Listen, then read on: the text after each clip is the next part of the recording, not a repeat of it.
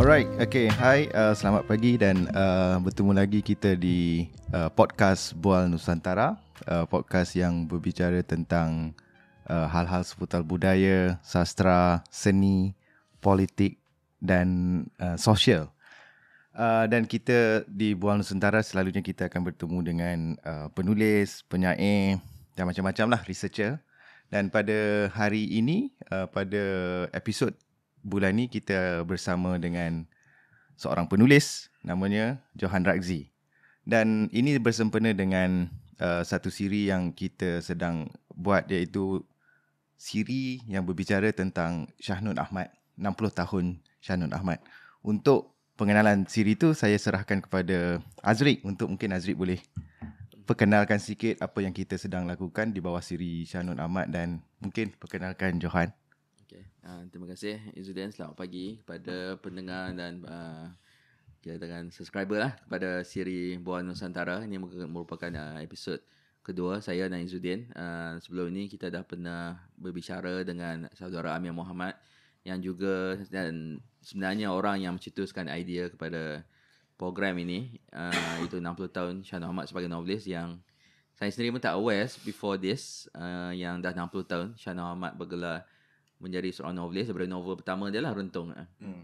So kita selalu ingat novel-novel terkenal dia macam Ranjau, Serengenge, Tunggu-Tunggu Gergis kan. Tapi novel pertama dia lah Rentung, dan itu yang jadi kayu ukur dia lah kepada tempoh ataupun kerjaya Shahnun Ahmad sebagai novelis. Jadi hari ini kita akan bicara karya dia yang paling terkenal, paling dikenali, yang paling banyak edisi rasanya dan masih diulang cetak hingga ke hari ini, itu Ranjau Sepanjang Jalan. Jadi tetamu istimewa kita bersama saya, Wanu Azriq, Izzuddin, tetamu kita adalah Johan Rakzi, sahabat baik saya yang saya dah kenal lama, seorang peguam, seorang boxer, seorang traveller. Dia adalah manusia fizikal yang serba boleh. Dia banyak menulis tentang kembara, pemerhatian dia juga tentang kehidupan di kota. Dia juga pernah jadi seorang pemandu satu masa macam saya juga pernah jadi seorang pemandu Grab. Oh ya. Dan satu benda yang istimewa tentang Johan ni dari segi penulisan dia adalah dia memang sangat peka kepada perwatakan manusia, perbualan manusia. Dan bila kita baca cerpen-cerpen Johan Rakzi ni, dialog dia selalu sangat memorable. Jadi, dan antara cerpen terawal dia yang saya baca Johan adalah Perempuan Pulang ke Lautan. Itu tahun bila Johan itu? Saya rasa tahun 2014 ya. Masa tu kita jumpa dekat Pimpinan Penulis Muda dekat Kedah masa tu. Penulis ya, betul. Dan itu antara cerpen pertama yang saya baca dari Johan. Dan waktu saya baca tu memang Shahnun Ahmad yang terlintas di fikiran saya, walaupun waktu tu Johan belum betul-betul lagi baca Shahnun, tapi pernah baca cerpen-cerpen Shahnun tapi belum baca Ranjau lagi. Dan saya komen kat Johan masa tu, cerpen ni, teknik yang digunakan cerpen tu mengingatkan saya pada Shahnun Ahmad masa tu. Tapi untuk mungkin sebagai pengenalan, mungkin Johan boleh kongsi dulu pengalaman terawal dengan Shahnun Ahmad ataupun lebih spesifik dengan novel Ranjau Sepanjang Jalan. Okay. Hai. Hello semua. Saya mula baca Shahnun, saya rasa saya mula baca cerpen-cerpen ya. Saya baca koleksi cerpennya yang saya beli di kedai-kedai buku terpakai. Kebanyakannya terbitan DBP jika saya tak silap. Kemudian ada juga saya baca beberapa novelnya. Novelnya yang saya ingat, saya baca Mahabbah. Mungkin itu ada novel-novel akhirnya. Kemudian ada juga sheet yang saya baca, tapi sheet saya tak boleh habiskan. Saya mungkin baca dalam 10-20 muka surat, kemudian saya terpaksa letak. Muak. Terlalu muak ya, sebab pengulangannya dan image yang saya rasa tak menarik untuk dibaca. Mahabbah juga begitu sebenarnya, tapi saya paksa diri untuk habiskan juga. Tapi cerpen-cerpen Shahnun saya suka, okey. Ada karya Shahnun yang kita boleh lihat, Shahnun suka buat pengulangan. Dia ada pengulangan, ada ayat-ayat dia puitis, dan sangat deskriptif. Bila dia cerita pasal air tu, air dia kotor, berkelodak, hanyir dan sebagainya. Kadang-kadang image tu boleh timbul ataupun bau itu boleh timbul dalam kepala kita. saya baca Ranjau saya pinjam daripada Azriq sekitar tahun 2016. So saya baca sebab banyak orang perkatakan pasal buku ni. Ya, saya rasa mungkin ini antara karya terbaik Shah Nun. Jadi saya pinjam, saya baca. Dan ya, saya suka. Saya suka Ranjau. Saya rasa ia adalah buku pertarungan atau pertempuran antara manusia dan alam. Dan macam mana kisah pertempuran tu saya rasa kita boleh bahas kemudian, tapi on the surface secara permukaan mungkin sebab Shah Nun kan orang dari Kedah kan, mungkin itu rakaman peristiwa ataupun gambaran di tempat kelahiran, tempat membesar dia. Johan rasa kenapa novel ni macam masih diulang cetak dan masih macam dibicarakan berbanding karya-karya yang lain? So, saya rasa dia agak timeless. Saya rasa okay, pertama saya rasa dia lebih saya tak baca semua novel Shah Nun. Okay, in my defense saya tak baca semua novel Shah Nun. Tapi saya rasa Ranjau ni kisah dia sangat tragik. Dia punya kadang kisah tragik ni mengingatkan saya kepada watak Job dalam Bible ataupun Nabi Ayub dalam Quran. Dia watak yang sangat percaya kepada Tuhan, yang berserah kepada Tuhan, tapi dari semasa ke semasa dia terus diuji. Dia terpijak duri, dia kemudian menanah keluar, kemudian dia pun meninggal. Lepas tu isteri ni pun jadi gila kan, tanaman tak menjadi, kemarau datang, haiwan-haiwan seperti ketam, lintah, burung tiak datang kacau dia punya ni. Jadi saya rasa gambarannya sangat tragis antara pertemuan antara manusia dan alam. Dan itu saya rasa mungkin buat dia lebih menarik daripada novel lain.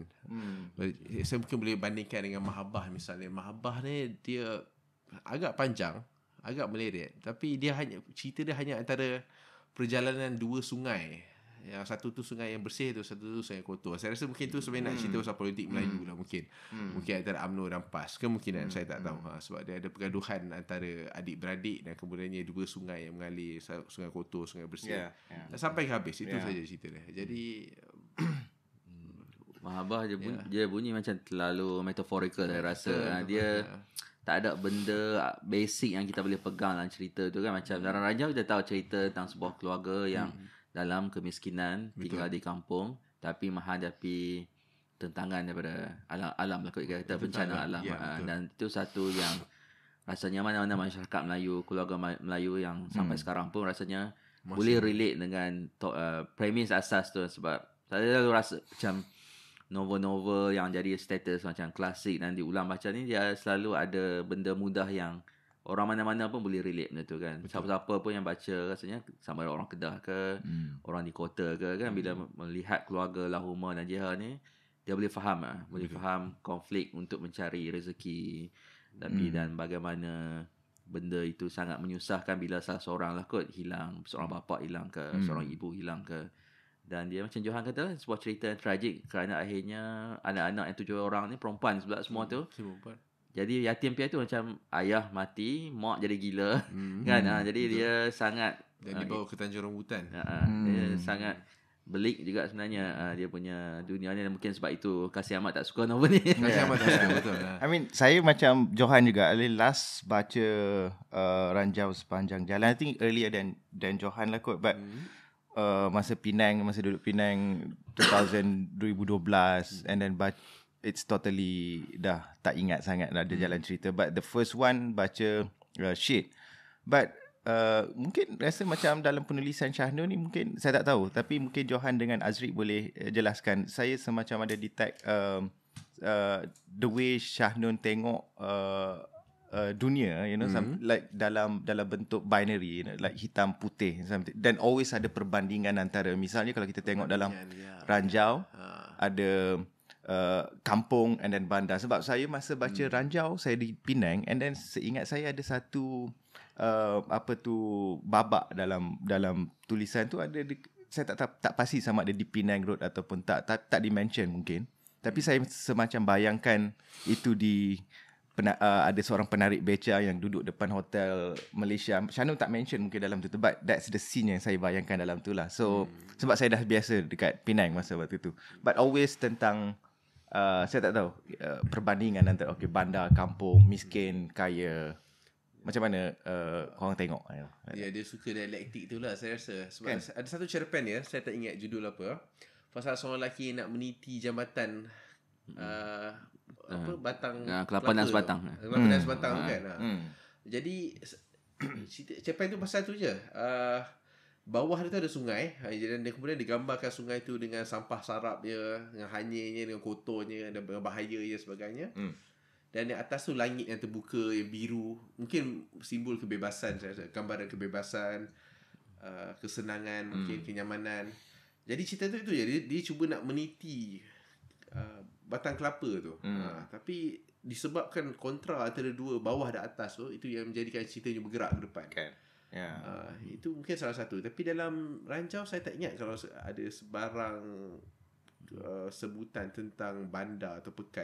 Sebab yang setakat saya baca, yang seingat saya bila saya baca Ranjau, dia kalau dah tak disebut tentang Tanjung Rambutan ataupun kereta pada satu perenggan tu, kita tak tahu pun cerita ni dah tak berlaku pada zaman bila. Dia boleh jadi daripada zaman Parameswara, dia boleh jadi pada zaman Gangga Negara ke apa. Tapi sebab ada sebut Tanjung Rambutan dan ada sebut pasal kereta, dan kita tahu. Tapi sebab alatan-alatan yang dipakai dalam Ranjau ni tak ada yang moden pun sebenarnya. Alatan-alatan tradisional kan. Cangkul, tajak, parang kan. Tak ada peralatan moden. Mungkin zaman tu Tun Mahathir tak datang lagi dengan barang-barang moden untuk membantulah rumah. Saya ingat bila saya satu not babak juga, tapi gambaran yang dia buat tu boleh rasa macam rumah kampung. Dengan apa tu, selepas hujan, saya tak silap saya, lepas tu dapat rasa macam suasana becak bawah rumah tu apa tu kan. Itu sampai hari ni saya boleh ingat lagi lah. Ada sangat berkesan. Ada banyak momen novel ni yang memang menggambarkan suasana di awal pagi, kan, di waktu malam, dan banyak dia macam cinematic moment di mana watak tu akan duduk di tingkap dan melihat keluar.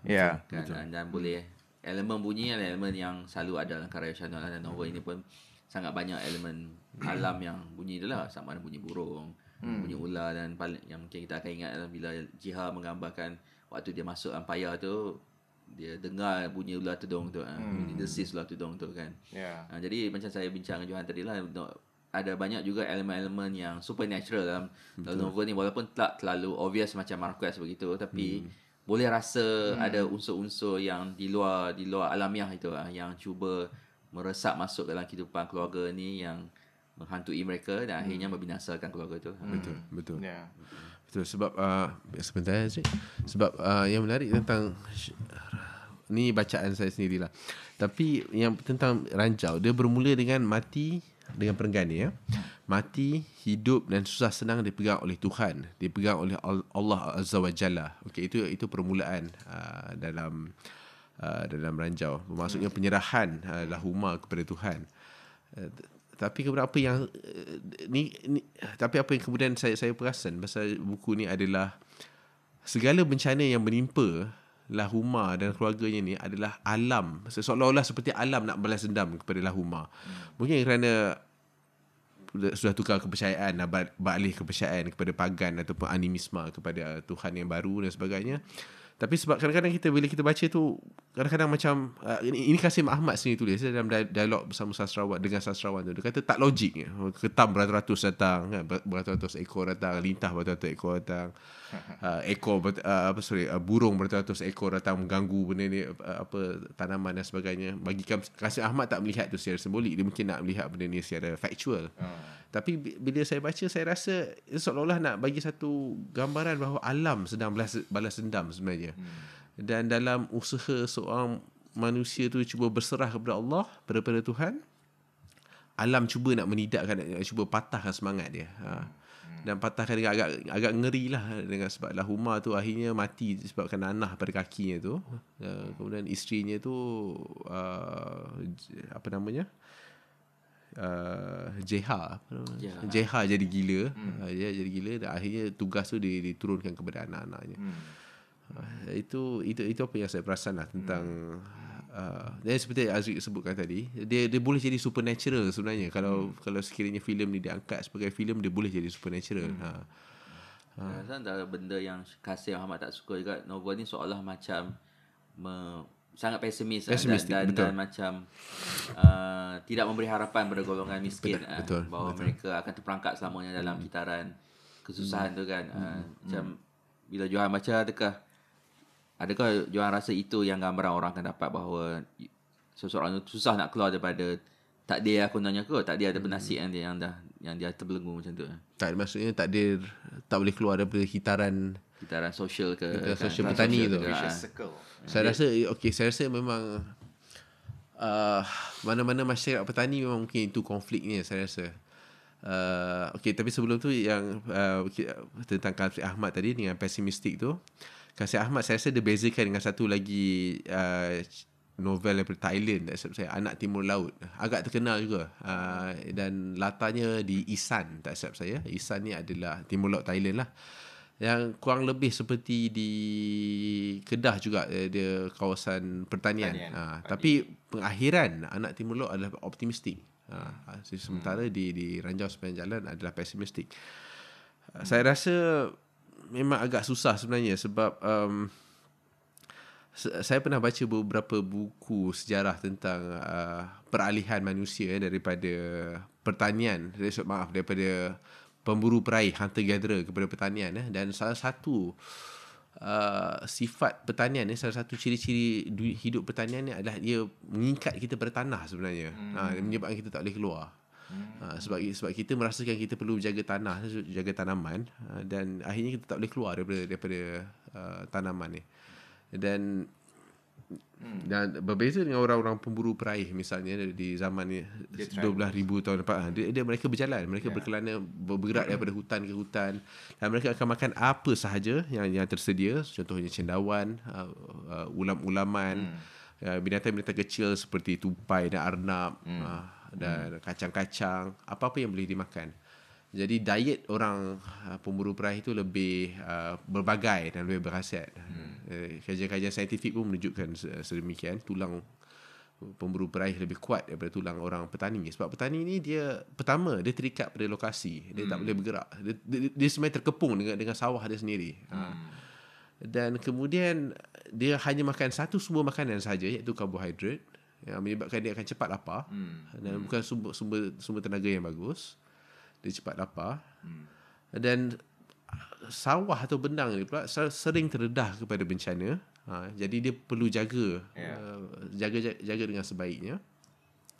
Kalau di tempat lain mungkin ada musuh cuba nak rampas relung sawah dia, tapi dalam kisah Ranjau ni dia terpaksa berlawan dengan bencana, dengan alam lah. Dengan burung-burung, dengan lintah dan ketam, ular dan sebagainya. Jadi saya rasa memang daripada 12,000 tahun dulu sampai sekarang, saya rasa memang agak sukar untuk masyarakat petani lari daripada realiti tu. Dan mungkin disebabkan breakthrough kita atau penemuan kita terhadap modernisasi yang bantu kita untuk menarik mereka keluar. Biasa ada ranjau di sepanjang jalan. Memang saya ada ranjau. Mungkin tak selesai. Saya rasa isu, kalau kita tengok sekarang, mungkin the position sekarang adalah bukan masyarakat petani lari, tapi sebab macam mana dia nak face modernization juga. Sebab dia semacam ada ancaman ke kampung, dan macam mana dia orang nak mempertahankan diri. I think that's how kita mungkin boleh tengok perspektif sekarang kan. Instead of lari cari tempat baru, tapi I think the ancaman tu datang sendiri, dan macam mana dia nak accommodate the ancaman tu ataupun berhadapan dengan ancaman. So basically it's mempertahankan instead of lari. I think tak tahu kalau kita tengok masyarakat petani. Tapi mungkin sekarang teknologi pun dah bebaskan pesawah kita daripada kerja keras dan membanting tulang di pesawah kan. Kalau tak dulu mereka terpaksa kerja dengan agak dahsyat juga. Boleh patah tulang kat tu kata kan. Tapi mungkin teknologi juga membantu, baja-baja yang lebih baik kan. Kemudiannya jentera yang boleh buat kerja dengan lebih cepat. No, maksudnya that's one thing lah. Saya rasa sebab kalau kita tengok macam I think start 80-an maybe di Malaysia kan, sebab bila dah ini bila Singapore tengah naik masa tu, dan saya ingat kalau saya bayangkan konteks saya, Kelantan ramai orang muda yang dah tinggalkan pertanian, yang bertani sawah padi ditinggalkan oleh kepada family, kepada parents lah, mak bapak yang jaga. But orang muda dah ke Singapore buat bangunan dekat sana, ataupun datang KL, develop KL. but mostly dekat Singapore. So I think that kind of tarikan, I think. So that's the ancaman untuk macam mana orang petani di kampung nak bertahankan tradisi, tradisi pertanian. Ya, kan. Susah juga sebenarnya. Ya, itu mungkin dah masuk soal ekonomi dah tu. Susah juga sebenarnya. Macam mana? Tapi dia akhirnya akan balik kepada benda asal, hubungan manusia dengan alam, di mana zaman tu dengan zaman sekarang pun kita masih tak selesai. Kita masih ingin mengatur sebenarnya alam, dunia alam tu kan. Kita nak alam itu mengikut acuan masyarakat, acuan kita sendiri sebagai manusia. Dan itu antara benda yang dorongan rasanya watak-watak ni mereka rasa walaupun ada banyak ancaman itu, mereka rasa mereka boleh mengatasi benda tu. Watak Lahuma, watak Jeha ni agak determine sebenarnya, walaupun sebagai orang Melayu yang susah ni, dia quite determine nak mengatasi benda tu. Tapi hanya tewas juga. Tewas juga, betul. Itu yang tragik, betul. Kalau Syahnun macam mana? Okay, kalau dalam penulisan Johan sendiri, macam mana Syahnun mempengaruhi? Mungkin banyak lagi penulis lain yang mempengaruhi tulisan Johan. Tapi kalau Syahnun selepas baca start 2016, bagaimana Syahnun mempengaruhi? Saya rasa saya suka gaya bahasa dia. Saya suka dia punya dia punya perbendaharaan kata dia, korpus kata dia kan. Satu ayat yang saya selalu ingat, bersipongang. Banyak-banyak dipakai dalam cerpen-cerpen Syahnun. Pengulangan dia pun kadang-kadang ada saya ambil juga untuk dituangkan ke dalam cerpen-cerpen saya. Selain itu apa lagi ya? Tak banyak. Last Johan punya novel buku adalah Stesen Titik Nol kan? Ya, betul. Itu travel dari ke Indochina lah. Indochina kan. Tapi itu travel 2 minggu saja sebenarnya. Interesting. Apa antara momen dalam novel ni yang masa baca dulu tu lah yang sangat berbekas di fikiran Johan masa tu? Yang berbekas antara dia sebenarnya bila dia terpijak duri tu, bila dia keluarkan nanah tu, saya rasa itu sangat. So, saya orang bandar kan, saya lahir pun di bandar. Saya tak pernah nampak ada duri yang sedahsyat tu lah boleh buat pada manusia. Saya bayangkan bila darah nanah campur darah melendir keluar tu, saya rasa agak grafik juga lah. Agak menyeramkan untuk saya sebenarnya. Sensitivity orang bandar seperti saya. Yang hidup dalam kawasan yang sanitize kan. Susah kan jumpa duri kat sini kan. Duri dalam bentuk lain lah di bandar kan. Dan mungkin sebab masa tu pun tak ada pusat kesihatan berhampiran kampung Banggul Dedap. Sebab tu Lahuma tak dapat dapat bantuan sewajarnya. Izzuddin pernah tengok dah filem Sayang Salma? Tak lagi pun. Kalau tengok filem tu ada pengaruh Ranjang Semenjalan dalam novel. Walaupun dia bukan cerita yang sama, tapi ada momen watak si ibu dalam tu, ibu kepada Azal Sulaiman dan Siti Orazal masa tu, dia keluar pergi menoreh ke atau pergi dan dia terpijak duri dia terpijak duri dan adalah momen dalam waktu malam tu, sebab watak dalam filem tu watak Siti Orazal ni gila. Dia dikurung sangkar, lebih kurangnya Jihad kan, dikurung sangkar. Dan satu malam tu sebab mak tu dah bernanah dah duri tu kan, jadi ada shot yang close up pada kaki dia bernanah, dan akhirnya mati sebabkan duri tu lah. Jadi waktu saya tengok filem tu umur saya macam 9-10 tahun macam tu. Anda dah baca? Tak baca lagi. Masa tak baca, tengok momen tu. Tapi masa tu parents saya ada sekali. Dan parents saya memang membaca Ranjau Sembilan. Untuk generasi diorang ni, diorang memang membesar di sekolah lah, membaca Ranjau. Jadi bila tengok scene tu, diorang kata yang terus teringat novel Shah Nur Ahmad. Dan kemudian Azriq cari buku tu. Kemudian masa zaman sekolah tu tak minat sangat sastra lagi. Kan, jadi bila dah mula menulis tu baru explore dan jumpa novel tu baru faham lah kot kenapa benda tu inspired Mahdi J. Murad untuk buat scene tu dalam apa nama filem? Sayang Salma. Sayang Salma. Saya kalau yang paling rapat, bukan Shah Nur Ahmad yang saya baca banyak sekarang, tapi yang sebab kita dah ada translated version of Fatimah Busu, Pauline Fan baru keluarkan. Tapi before tu pun saya dah baca 1-2 novel. Yang itu sebab itu saya lebih menarik sikit lah, sebab lebih dapat rasa bagi saya, sebab konteks penulis ni Kelantan, kalau Shah Nur Kedah kan. So dapat rasa that hal-hal yang ini sangat Kelantan basically, So Bagi Johan lah, ada ramai kot macam, bukan ramai, sebahagian berpendapat macam dalam sastra Melayu ni tema-tema kemiskinan, tema-tema di masyarakat Melayu, isu tanah alam ni benda-benda yang agak klise. Masih relevan tak bagi Johan untuk novel ni terus dibaca oleh generasi sekarang? Okay. Saya rasa Ranjau masih relevan untuk dibaca. Saya rasa sebab dunia yang dirakam oleh Shah Nur tu dah tak ada. Saya rasa dah tak ada dah di Malaysia sebenarnya. Mungkin kalau ada pun mungkin diceruk-ceruk kampung yang kita tak tahu lah. Saya rasa relevan untuk baca sebab tu. Jadi kita dapat gambaran macam mana kehidupan orang Malaysia yang biasa, yang lazim sebelum kita ada kesenangan teknologi ni kan.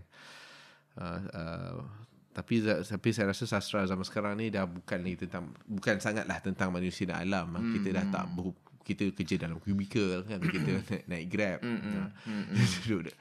Pertemuan kita banyak dalam LRT. Jadi kita dah tak banyak lagi dengan alam ataupun dengan tanah kan. Tanah pun sekarang gitu sangat kecil. Tapi saya rasa masa berbaloi untuk baca sebab kita dapat gambaran tentang realiti yang lain daripada apa yang kita ada sekarang. Dan mungkin lebih penting untuk dibaca sekarang pun sebenarnya. Mungkin lebih penting sebab kita faham ada realiti lain selain daripada realiti yang kita hidup pada hari ini. Saya tertarik bila Johan sebut pasal perkataan kesenangan kan. Sometimes bila saya fikir balik kesenangan ni, dia lebih pada macam mana kita tengok, dia lebih pada perspektif kan? Kesenangan material kesenangan material, dan dia lebih soal perspektif bagi saya. Sebab kalau saya tertanya-tanya juga, kalau orang kampung, adakah duduk di kampung dengan hidup semacam tu yang digambarkan oleh Shah Nur dalam novel dia, adakah mereka berasa tak senang basically. That's why saya rasa kenapa saya kata dia kesenangan ni adalah persoalan perspektif. Bila let's say kita di bandar yang hidup yang lebih relatif, tarafnya lebih senang sedikit kan, tapi kita tengok dia kita kata bukan macam kita, susahnya hidup dia orang. Tapi sometimes orang kampung rasa macam okay, this is hidup kita kan, betul. Di sawah. Itu yang dia faham, realiti yang dia faham. Kan. So tak semestinya tak senang ataupun cara mereka gambarkan kan, ataupun bukan perkataan senang yang digunakan untuk gambarkan kehidupan dia orang kan. Inilah keadaannya seada-adanya. Betul. Saya tak tahu macam mana kalau Azri tengok soal perspektif dia. Mungkin kalau kesenangan ni itu problematik bagi saya, sebab kadang kita tengok banyak dalam macam mana kita nak merancang, let's say macam mana kita menengok orang di bandar, orang bandar tengok orang kampung kan. Let's say, kau susah, kau hidup melarat, kau tak maju, apa semua. Kita yang define maju. Kita yang define kesenangan. Betul. Apa kesenangan? Kau senang, kau gaji 10,000 ke atas 15,000. Orang kampung tak. Tapi mungkin kan dia soal perspektif, tak tahu. Sudut pandang. Tapi saya rasa kita boleh kata, walaupun saya setuju dengan Izzuddin cakap tadi pasal kita menakrifkan kemajuan, tetapi bila mungkin satu perkara yang kita boleh lihat, penghijrahan besar-besaran orang kampung ke bandar tu, mungkin sebab tu maksudnya tak senang lah kan. Dan mungkin tak senang dalam definisi mereka juga. Sebab tu mereka berpindah ke bandar. Betul juga. Ramai. Betul. Saya lahir di PJ dan membesar memang sepanjang hayat saya di KL. Dan saya dapat lihat ada banyak perubahan lah sebenarnya. Dan mungkin sebab universiti dah banyak mula ditubuhkan di bandar, dan lebih memudahkan orang Melayu masuk bandar. Berbanding dahulu. Macam dulu saya ingat mak ayah saya, kalau kita nak cari makan kedai Melayu dulu susah. Selalunya warung-warung je sebenarnya kalau di sekitar Bangsa dan sekitar Pantai Dalam dulu. Ataupun makan fast food. Kita makan McDonald's itu yang kita tahu halal. Tapi tak ada kita restoran-restoran Melayu yang elok yang masa tu tak ada. So orang masih tak ramai lagi orang Melayu duduk di bandar kan. Masa tu masih banyak di kampung. Orang petani siam Tom Yam punya kedai. Biasanya warung-warung lah biasanya yang tepi jalan. Itu yang saya perasan masa saya membesar dulu lah di Pantai Dalam dulu. Mungkin realiti dah berbeza sekarang. Dan mungkin sebab tu juga kita, macam Izzuddin cakap tadi, pasal kita memonopoli maksud kemajuan kan. Tapi fakta hakikat bahawa mereka berpindah beramai ke bandar, mungkin di situ pun mungkin dah tak berapa selesa. Mungkin juga. Okay juga. Macam mana Azri? Saya lihat, sebab novel ni boleh lihat banyak sudut, saya juga lihat dari segi macam apa yang kita bayangkan sebagai sebuah keluarga juga dalam novel ni, dan dia bagi setengah pihak mungkin novel ni akan lihat sebagai tak progresif sebagai keluarga yang perangkat yang kita yang sama, yang tak cuba berusaha untuk keluar daripada kesusahan kan. Tapi bagi saya dia ada macam mana konflik yang universal lah, yang merentah zaman, yang rasanya siapa-siapa yang berada dalam situasi tersebut, kesusahan tersebut hanya dapat memahami benda itu. Mungkin mudah untuk kita yang macam kita sekarang ada kat Bukit Tengku melihat dari jauh mereka yang mungkin zaman dulu ataupun mereka yang sekarang ada di kampung kan, kita takkan tahu benda itu melainkan kita sendiri melalui pengalaman tersebut kan, ataupun melalui zaman tersebut kan. Jadi semua manusia saya rasa pada mana zaman sentiasa ada gambaran dia apa yang dikatakan sebuah kebahagiaan sebuah keluarga, kebahagiaan sebuah perkahwinan. Jadi novel ini sedikit banyak memberi realiti pada kita ke bahawa tak semuanya indah, tak semuanya syurgawi, jannah. Ada manusia yang moyang kita, keturunan kita yang melalui satu fasa yang susah sebenarnya. Susah dan cuba nak keluar daripada in the way takdir lah kot, yang mereka rasa mereka dah terjebak itu kan. Dan berharap buat ini antara macam kita kata zaman-zaman awal di mana manusia digambarkan sebuah novel di mana manusia mula ada kesedaran sebagai individu, sebagai sebuah keluarga yang mereka mungkin boleh mengubah nasib, dan mula ada kepercayaan bahawa kalau mereka berpegang pada agama, pada Tuhan, mungkin takdir itu boleh berubah. Berbanding kalau kita tengok ikat-ikat lama di mana manusia diatur oleh macam-macam benda lah, istana, feudalism, unsur-unsur magic kan, unsur-unsur tahyul. Bila mai ke zaman moden macam Nak Ranjau ni baru digambarkan manusia tu sebagai individu yang ada kesedaran, kadang-kadang terlebih kesedaran yang mereka mungkin boleh mengubah takdir. Tapi itulah nak mengingatkan juga alam ni sentiasa ada, sentiasa membayangi setiap tindakan, setiap keputusan yang kita buat. Ini tadi saya drive tadi kan, saya terfikir balik drive nak datang ke tempat ni kan, Bukit Tengku kan, dengan kita tengok hutan semua kan. Antara benda yang saya terfikir tadi, sebenarnya saya fikir kampung sebenarnya bukan benda yang murah-murahan sebenarnya. Dia mahal. To be able to hidup di kampung sebenarnya mahal. Sebab apa saya kata macam tu? Sebab kita masuk dari tempat saya dah drive ke sini, kita tengok bangunan kan. Tapi kita masuk ke sini and then kita tengok hutan, kita tengok, saya bayangkan macam kampung saya sebenarnya kalau masuk ke kawasan, sebab saya dah tak tengok banyak bangunan. So bagi saya, untuk orang, tapi tak semua orang yang boleh bawa kampung masuk ke bandar. Not literally kampung. Maksud saya boleh preserve, boleh ada tempat hidup, rumah, kediaman di tengah-tengah bandar, tapi persekitaran yang immediate-nya adalah persekitaran yang sangat nyaman, yang ada di kampung, yang ada hutan, yang ada binatang yang kecil-kecil, besar-besar.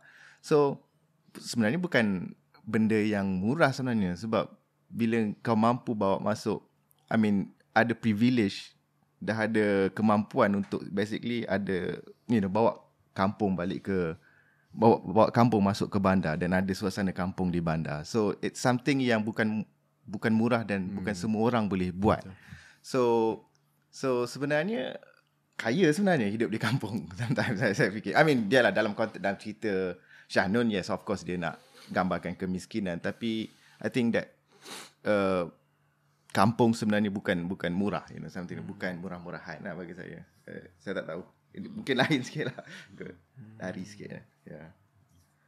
Macam mana ya? Susah juga maksudnya. Tak ada, just throwing out idea dia. Maksudnya adalah macam contohnya macam Bukit Tengku ni banyak hutan dan sebagainya, kita tak orang kaya mengekalkan hutan ni. Bila saya masuk ke kawasan Bukit Tengku kan, saya bayangkan wow, ini macam belakang rumah aku, something like di kampung, tapi it's just not di KL. Kau keluar daripada kampung tu, kau still nampak the same thing, hutan. But here dia semacam, it's very small space, ruang yang sangat kecil, and then tapi kalau kita dah penat dengan bangunan, bandar apa semua kan, kita masuk ke kawasan-kawasan yang macam ni kan, so we can in a way feel the kampungness dalam tempat ni. But bukan semua orang yang invested, yang keluar dari kampung datang ke bandar, kerja kilang, dapat suasana ni. Betul. You know? So you admire juga sebenarnya kampung ni. So you see kampung dalam konteks bandar sangat mahal. You know, like that. Betul. And tak semua orang keluar dari kampung mencuba nasib di bandar senang, tak juga, you know. They just try. And then dia balik ke kampung balik kalau gagal, you know. Something like that. So basically I think I just always think like macam sometimes ni ilusi, you know. Kita rasa kampung adalah mundur. Padahal hidup di kampung mungkin lebih sejahtera mungkin. You know. That's how dalam point aku tadi lah, you know. Like that. So something that kita di sini di kawasan bandar admire, you know, like that. Kan? Ya, tapi untuk dapat suasana yang begini satu luxury je. Luxury. Jadi luxury. So that's orang di flat ataupun rumah PPR memang takkan dapat benda itu kerana terpaksa berhimpit, berkongsi orang. Apatah lagi nak ada hutan dengan bunyi unggas. Something luxury yang diwarisi je. And I think kemiskinan di bandar lagi berat, lagi torturing juga compared to kemiskinan di kampung. Let's say kalau kita katakan. Tengok, I think kalau di bandar, let's say ni mudah je lah cakap kan. Kau miskin, kau tak ada apa dan kau basically bersendirian sometimes. Di kampung masih ada jiran-jiran yang masih care. Kita katakan generally lah macam tu kan. Ada lagi, wah kau pergilah ke masjid ni, adalah bantuan ke apa kan. So dia lebih, ini saya sajalah, lebih manusiawi miskinnya di kampung compared to bandar. Saya tak tahu kan.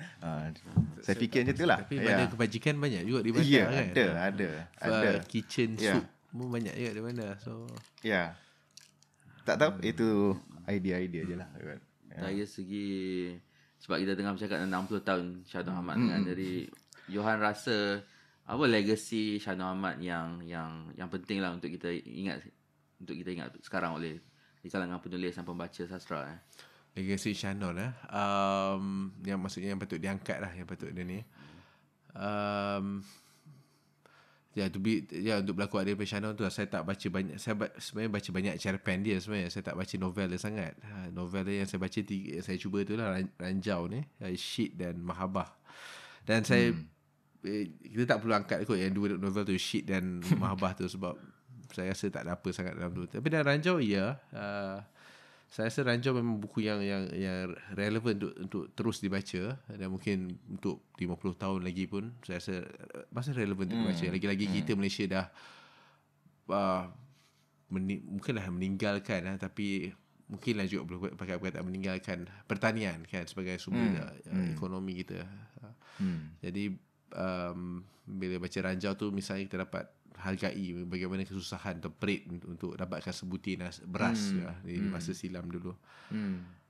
Cerpen-cerpennya Seketul Hati Seorang Pemimpin, saya rasa nama himpunan cerpen tu. Itu pun antara koleksi cerpen yang saya suka daripada Shah Nur.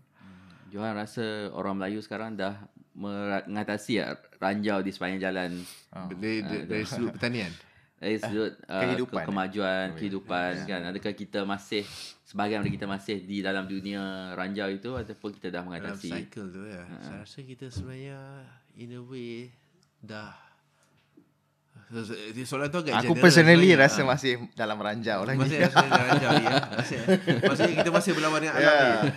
So masih berlawan dengan apa-apa lah, basically. Perlawanan tu takkan berhenti kan. Itu so dalam perjalanan lagi basically. Tapi mungkin kita ada lebih banyak peluang berbandinglah rumah. Kita ada pusat kesihatan, kita ada KKM, kita ada Bernas.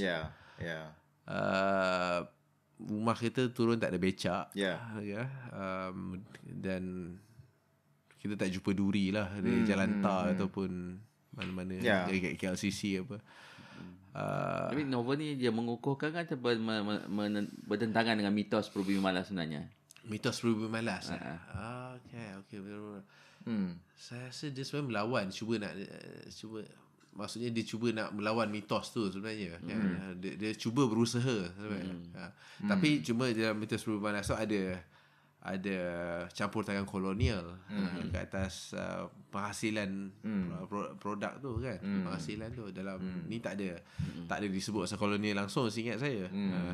Memang manusia ada alam je kan.